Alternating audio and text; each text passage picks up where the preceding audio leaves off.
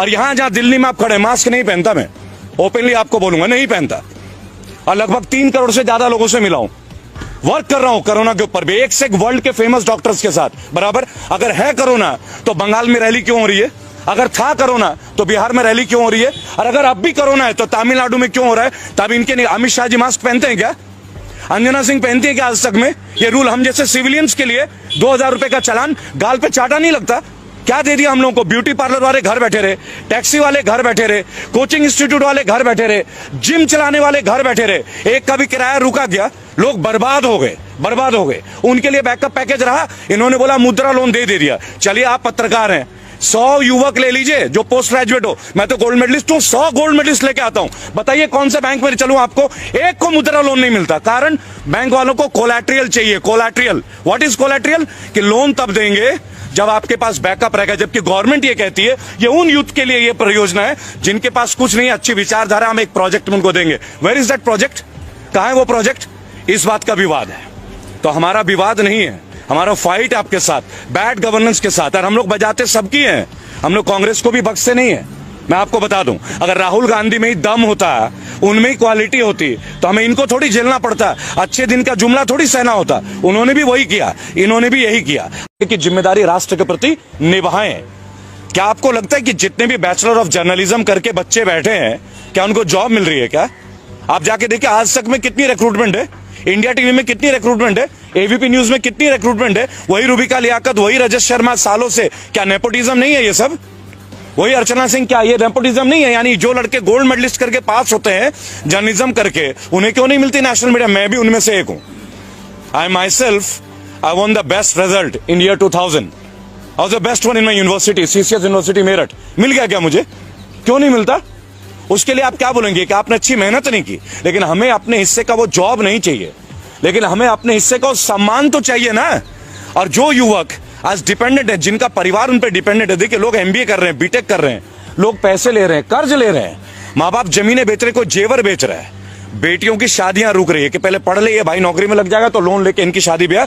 ये भी एक ट्रेंड है भारत की, ये वास्तविकता है। ये नहीं कि आज मोदी काल में हो गया है, पहले से भी थी। लेकिन ये सबसे निम्न वर्ग का एक रिजल्ट है कि आप लगा लीजिए, हम पहले देश बन गए जिसने तमाम सरकारी एसेट बेचने शुरू कर दिए, और वो भी वो सरकारी एसेट जो प्रॉफिटेबल है। मसलन ONGC, we are in profit, LIC, we are in profit, बराबर। अब ये रेलवेज को बता रहे हैं प्राइवेट और रेलवेज घाटे में। तो मुझे एक बात बता दीजिए, लालू प्रसाद यादव एक करप्टेड नेता, ये इनका कहना, और जेल में होंगे, भाई सजा मिली है, लेकिन 2005 में वो रेलवे मंत्री थे, रेल मंत्री, और 20,000 करोड़ का मुनाफा था एक साल के अंदर। तो क्या पॉलिसी थी वो? और इनके पास तो पूरी स्ट्रैटेजी है। निर्मला सीतारमण जैसी स्पीयर हेड है, स्मृति ईरानी जैसे स्पीयर हेड है, सनी देओल जैसे स्पीयर हेड है, कंगना जी है, अक्षय कुमार है, सुनील शेट्टी भी ताजा ताजा जुड़े हैं इनसे, अजय देवगन भी जुड़े हैं। तो ये क्यों नहीं उसको ग्रोथ में ले आ पा रहे? क्या आप एक बात बताएं, क्या अपने चीजों को प्राइवेट करके हम मजबूत होते हैं क्या? वो कहते हैं सरकारी लोग काम नहीं करते, तो ये तरीका है, आप विभाग ही खत्म कर दोगे। तो एक काम करो, मंत्री भी प्राइवेट कर लेते हैं। आप भी तो सरकार का रिप्रेजेंटेशन कर रहे हो ना, क्यों लेते हो पेंशन? पिछले 6 साल में 3 बार माननीयों की तनख्वाह बढ़ी है। मैंने अभी यशपाल आर्या, जो कि उत्तराखंड के कद्दावर नेता हैं बीजेपी के, मैंने उनसे एक बात पूछा कि भाई साहब, आपके ड्यूटी में जो आईपीएस है ये बेईमान है क्या? ये पुलिस वाला हरामखोर है क्या जो इसको पेंशन नहीं मिलती? आपने ईमानदारी कैसे, कौन सा खड्डा खोदा है जो आपको 3-3 पेंशन मिल रहा है? जब आप पार्षद थे तब 1, एमएलए थे तब 2, एमपी बने 3 और मंत्री बने 4। यानी आईपीएस के लिए जो 10 साल रगड़ रहा है अपना, दिल्ली में आके कोचिंग ले रहा है, घर से पैसे भीख मांग के ला रहा है, वो ईमानदार नहीं है। और आप जो व्हाइट कुर्ता पजामा पहनते हो, आप ईमानदारी का ठंगा लेके, और आपके घर का हर आदमी बीएमडब्ल्यू और फॉर्च्यूनर के नीचे घूमता नहीं है। आप बता दीजिए, मोदी जी के काल में सैलरी बढ़ी नहीं है क्या? क्यों बढ़ी हुई सैलरी? अगर आप ईमानदारी का परिचय देते, घटाइए ना, एनपीएस उन पे भी लागू कीजिए, पेंशन बंद कर दीजिए। हम आपके साथ खिलाफ नहीं है, सख्त आपकी विचारधारा को समर्थन करेंगे, लेकिन एक कंडीशन है। 5 सवाल है, देखिए आप लोग इतने सवाल पूछते हैं ना, 5 क्वेश्चन पे हमारे साथ आके डिबेट पे आ जाइए, ओनली 5 क्वेश्चन। पहली बात, एम्प्लॉयमेंट के ऊपर बात करते हैं। फर्स्ट, एम्प्लॉयमेंट के ऊपर बात कर लेते हैं, केवल एम्प्लॉयमेंट पे आपने लास्ट 6.5 ईयर्स में जो आपके केंद्र शासित प्रदेश हैं, 15 साल रहे आप मध्य प्रदेश में, छत्तीसगढ़ रहे 10 साल से ऊपर, बराबर। स्टैट्स के साथ बात करूंगा, जुबानी बात नहीं करूंगा, पूरा स्टैट्स है। आरटीआई एक्टिविस्ट हूं, 27 बार की जेल की यात्रा है सर, और भक्त रहा हूं मोदी जी का, कड़ा भक्त। कई लोगों से लड़ाई लड़ी है, अब इसलिए हिम्मत मिली कि उनके सामने भी लड़ने की। आज जो बच्चे बैठे हैं 1.25 लाख और आए हुए हैं गुरुद्वारे में, उनको फेस कीजिए ना, उनको बताइए ना उनकी ज्वाइनिंग क्यों नहीं दे रहे हैं। Medical fit, physical fit, written test pass किया, कोई टेस्ट और बचा नहीं, तो जॉब क्यों नहीं दे रहे हैं? और आपके पास वैकेंसी है, क्यों नहीं दे रहे भाई उनको जॉब, बताइए। रेलवे के बच्चे बैठे हैं, लोको पायलट के 10,700, यूपी पुलिस के वर्दी का 2018 से इंतजार, 2015 के एसएससी के बच्चे, 2012 के बच्चे, कितने दिन आत्महत्या। आप लास्ट 3 महीने में 200 बच्चों ने आत्महत्या किया है। उनके माँ बाप को दुख नहीं होता क्या? लोअर मिडिल क्लास फैमिली, कई ओवर एज हो गए, दोबारा गवर्नमेंट जॉब दे नहीं सकते हैं, सेलेक्टिविटी है।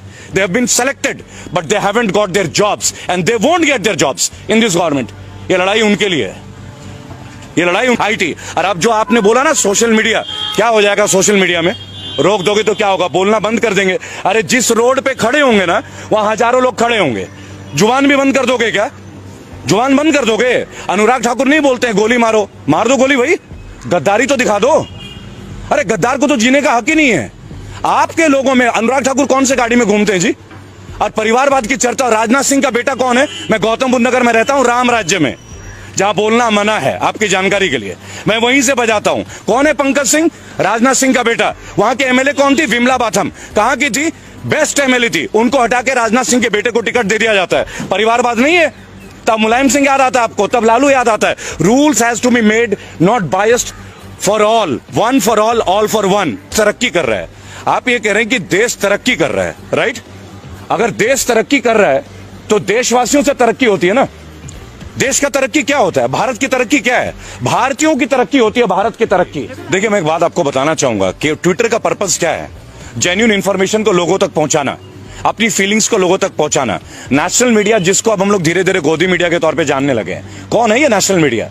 ये सारे सैटेलाइट चैनल। आप देखिए रजत शर्मा जनता की अदालत करते थे, क्या रजत शर्मा ने कभी ये नहीं सोचा कि एक बार बाबा रामदेव से पूछे? ये वही बाबा रामदेव है जिन्होंने कहा था कि 30 रुपए में पेट्रोल मिलना चाहिए? बिल्कुल। ये वही बाबा रामदेव है जिन्होंने बोला था काला धन वापस आना चाहिए?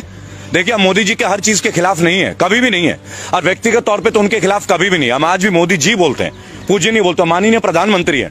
लेकिन अगर आपकी पॉलिसीज हमें तोड़ती हैं, अगर आपकी पॉलिसीज से लोगों का बेरोजगार का स्केल आउट डाउन हो रहा है, तो क्वेश्चंस तो उठेंगे, सवाल तो उठेंगे। और अगर आप में क्षमता है, आपके मंत्री में क्षमता है, तो आप उन सवालों का हमें जवाब दे दें। आप हमें जवाब दे दीजिए, हम संतुष्ट हो जाएंगे। आप हमारे सवालों का जवाब नहीं दे रहे, आप आरटीआई का जवाब नहीं दे रहे। जो आरटीआई, देखिए सबसे बड़ी बात क्या है, हमारे पास एक पावर था, राइट टू इंफॉर्मेशन। मैं खुद एक आरटीआई एक्टिविस्ट हूं। आज आरटीआई के जवाब मुड़ के नहीं आते, क्यों नहीं आते भाई? ये किस तरह का गवर्नेंस है जहां आरटीआई के जवाब हमें नहीं मिलते? आप कैसे जानेंगे कि एसएससी जीडी, ये जो 1.25 लाख लोग हैं, physically fit, medically fit, written test pass, और कोई एग्जाम नहीं है। 3 इयर्स पहले इनका टेस्ट हुआ 2018 में। इसी तरह लोको पायलट के बच्चे इंतजार कर रहे हैं।